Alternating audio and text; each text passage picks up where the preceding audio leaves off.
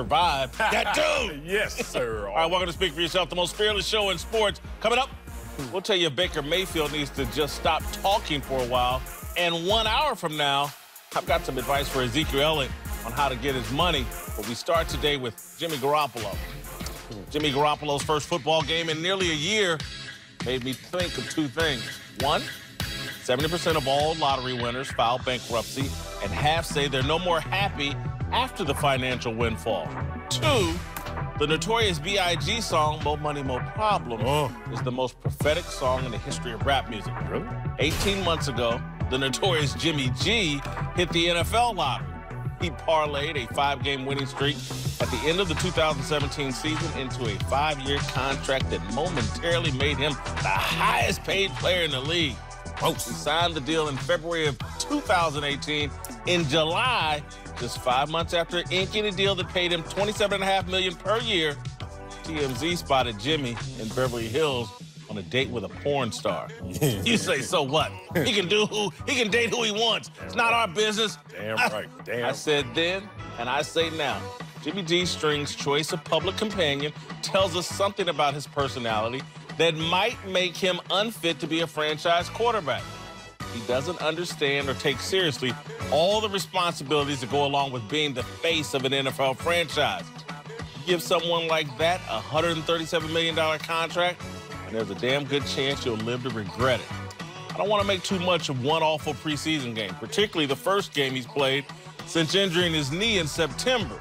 But last night against the Broncos, Jimmy G completed just 1 of 6 passes for 0 yards, and he tossed an interception. His passer rating was 0.0. NFL reporters started pointing out the 49ers could easily get out from underneath Garoppolo's contract at the conclusion of this season.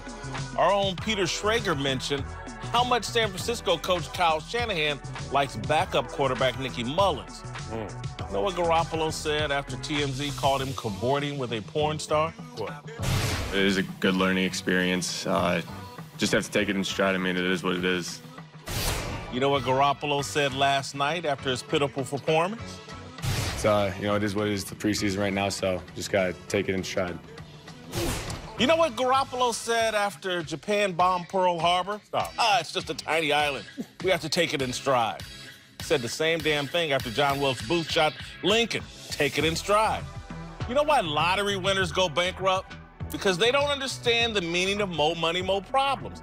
They think they can take everything in stride after hitting the lottery. Jimmy G, the more money you come across, the more interceptions we see. Joining the desk now are Fox Sports NFL analyst Mark Schlereth and James Harrison, a future Hall of Famer. Marcellus, we'll start with you. Yeah. Time to worry about Jimmy G as a franchise quarterback. Time to worry?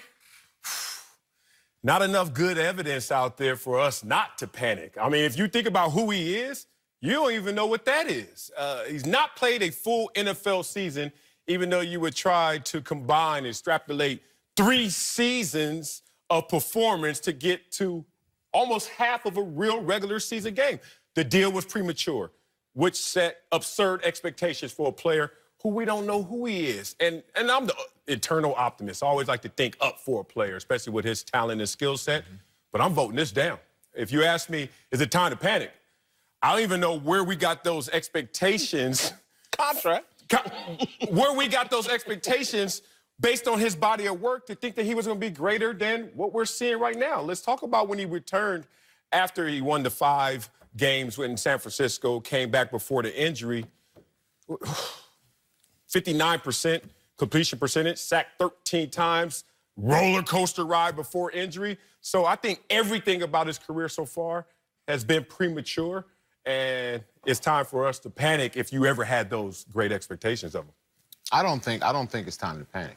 I think you had a situation where, I mean, he was being pressured like crazy. I mean, he didn't have a clean pocket. And then the knee. The knee is a bigger problem than what he's making it out to be. You can see as he was jittering through the pocket in a couple of those plays, he's not fully confident in that, no matter what he says. This hasn't been a full year yet. You're talking about a major, major surgery injury. So I don't think it's time to panic yet. Maybe if we get deeper into the season and he still hasn't come around, it's time to panic. But right now, you have injury, and it's the preseason. I remember when I played for the Steelers. Like, we had a horrible game. These boys ran the ball all up and down the field in Buffalo. Couldn't believe it. We still ended up being #1 defense. So it's the preseason. I wouldn't panic. That's just my opinion. Here's the thing, and I agree with you. I think there's a couple of things. Anytime you're coming off an injury, you have to set an expectation for yourself. It's not the physical part that's hard to come over or get over after an injury. It's the mental part. It's from the neck up. And so you have to reestablish whatever my 100% is. Like, I may be 80% of what I used to be, but that's my new 100%. And I've got to be okay with going out there and performing with my new 100% level. The only way you learn how to do that is by doing it. You can talk about it, but you cannot get comfortable playing after an injury until you've played after that injury. So this was the first step in becoming comfortable. You're right. He was pressured on all those plays. He got two balls tipped at the line of scrimmage. So he had a couple of those things that went down. Here's the other thing. There is no game planning going on right now. And if you look at Kyle Shanahan is a great game planner. Matt Ryan won an MVP when Kyle Shanahan was the coordinator, because not only they game plan, but he gets to play in with about 25 seconds left.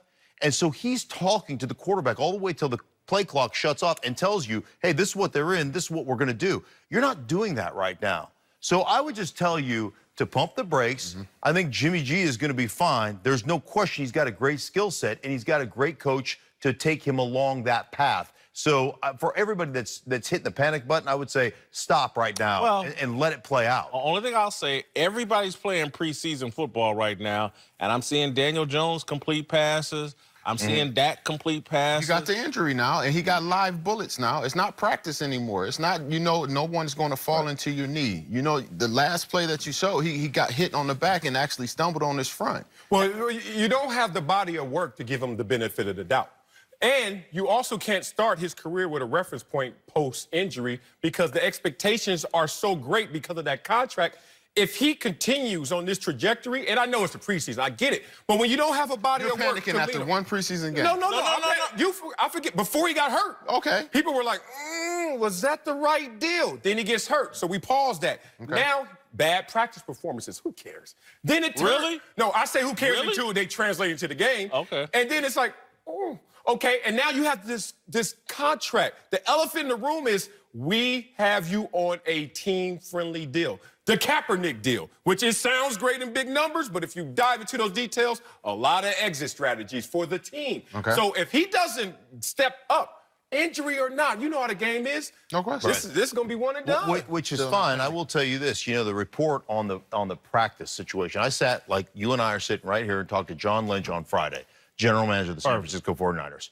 What's that? No, perfect. Yeah, this is great. Yeah, I sat and talked to him. He said he's been great in camp. He had one horrid practice. But I watched him on Friday. I sat there and watched him when a joint scrimmage on Friday against the Denver Broncos in a practice scenario cut up the Denver Broncos defense on Friday. Now, it didn't translate to the game. I get that. He had a red jersey on, right? Right. He did have a red jersey on, but still.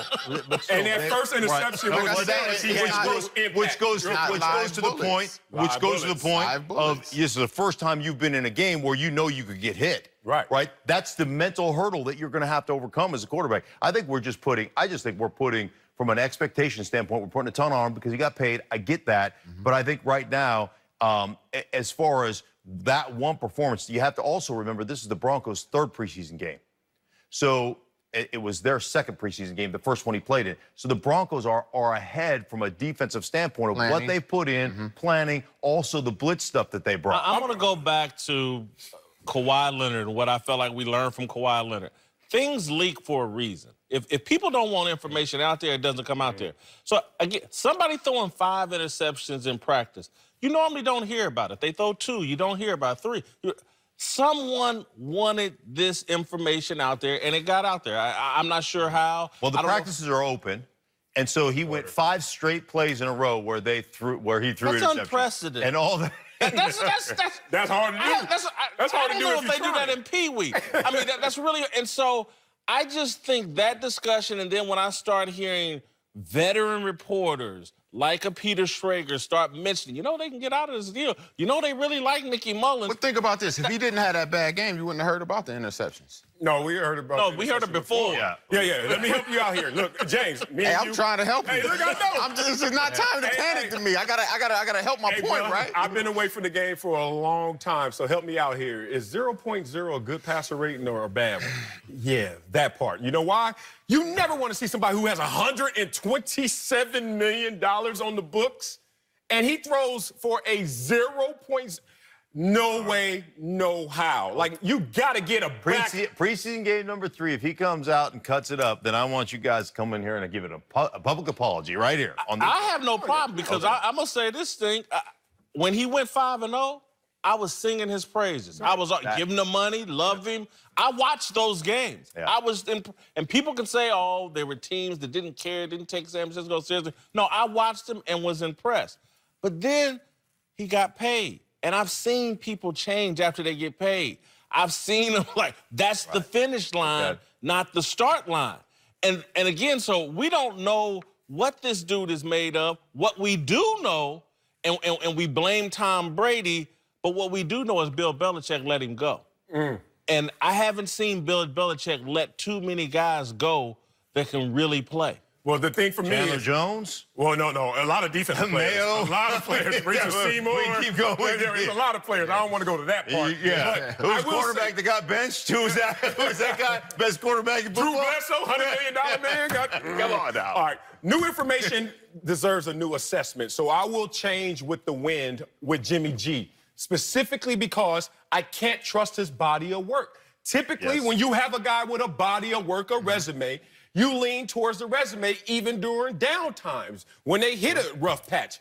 When he hits a rough patch, it might be telling. It might be defining of who he really is. And the rough patch didn't start last night. It didn't start post-injury. It started before the injury. We have to take that into consideration. He didn't have enough time before the injury to try and get out of that rough patch. Maybe he could have got out of it. You haven't seen that either. That's a possibility. He's thrown 361 passes in his career. That's like Matthew Stafford half of a regular season. Like 8 games of Matthew Stafford is this guy's entire body of work. So when you grade them, not how you want to, but how they will, how the real assessment will come based on that contract and based on 361 passes, I don't know why we leaning positive. We don't know. It's a question mark, and everything you do is going to be a new I'm not leaning positive. I'm just not leaning negative. I'm not saying it's time to panic and throw everything out the window. You want to go ahead and throw him to the dogs and see what $127 million, the cages are open. You know that. They can't get out of it till after next year anyway. This looks like a bigger Matt Flynn deal. And, you know, Matt Flynn had less work. He didn't have 8 games or whatever, but I'm sorry. And, again, I loved him during that 5-0 stretch. I agreed with their decision to pay him. I thought he was can't miss. I see a guy now, the first 2 games last year, 2.5 games, it wasn't the same. And you know, look, I think Kyle Shanahan did a terrific job with Matt Ryan, but, you know, I saw him struggle with Donovan McNabb, and you can blame that on Donovan McNabb. I wasn't the biggest Kirk Cousins guy. I thought he put up numbers, but I didn't think they were winning. And so, you know, he's allegedly built his reputation off Kirk Cousins and still in love with Kirk Cousins. I just don't think Kyle Shanahan's infallible. And I don't know if this is going to be an easy fix. The guy's got a banged-up knee, and he's got a bunch of money in his pocket. And, you know, he's comfortable running around with porn stars. I don't mind that part. What did Nino Brown say in New Jack City to G-Money? Don't be worried about keep your mind on the money. Stay focused on what's more important. I will tell you this, though. A lot of great players have messed around on the side. He is an elite-level thrower of the football. He really is. His talent level is great. Now, does everything else? I mean, we've seen a lot of times. James Harrison got cut a bunch of times. Oh, yeah. We've seen a lot of guys that have elite-level talent level that can't play. And then we've seen guys that have worked their butts off and become Hall of Famers. So you never know how that's going to work, but he is an elite-level thrower of the ball. All right, stick around later in the show. We'll give you our approval rating for Jimmy Garoppolo. And jump on Twitter right now to vote on what you think Jimmy G's approval rating should be. We'll reveal the results later in the show. Also coming up, Baker Mayfield just took a shot at another young quarterback. We'll tell you if it's time for Baker to pipe down. And don't forget to check us out on the Fox Sports Channel on SiriusXM.